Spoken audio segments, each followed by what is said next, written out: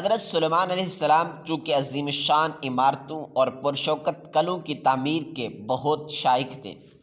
اس لیے ضروری تھا کہ گارے اور چونے کے بجائے پگھلی ہوئی دھات گارے کی جگہ استعمال کی جائے،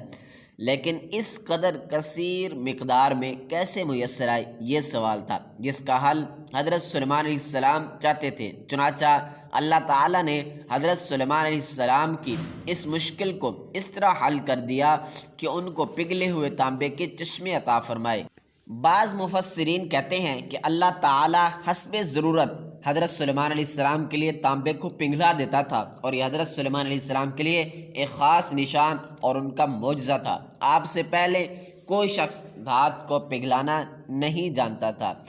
اور نجار کہتے ہیں کہ اللہ تعالیٰ نے حضرت سلیمان علیہ السلام پر یہ انعام فرمایا کہ زمین کے جن حصوں میں آتشی مادوں کی وجہ سے تانبا پانی کی طرح پگھل کر بہہ رہا تھا، ان چشموں کو حضرت سلیمان علیہ السلام پر آشکار فرمایا۔ آپ سے پہلے کوئی شخص بھی زمین کے اندر دھات کے چشموں سے آگاہ نہ تھا۔ چنانچہ ابن کثیر بروایت قتادہ ناقل ہیں کہ پگھلے ہوئے تانبے کے چشمے یمن میں تھے، جن کو اللہ تعالیٰ نے حضرت سلیمان علیہ السلام پر ظاہر فرما دیا۔ قرآن مجید نے اس قسم کی کوئی تفصیل نہیں بیان فرمائی کہ تانبے کے چشمے کس شکل میں حضرت سلیمان علیہ السلام کو ملے،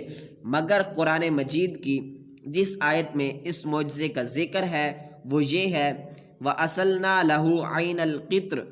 پارہ 22 سورۃ السبا کی آیت نمبر 12 میں، اور ہم نے اس کے لیے پگھلے ہوئے تانبے کا چشمہ بہایا۔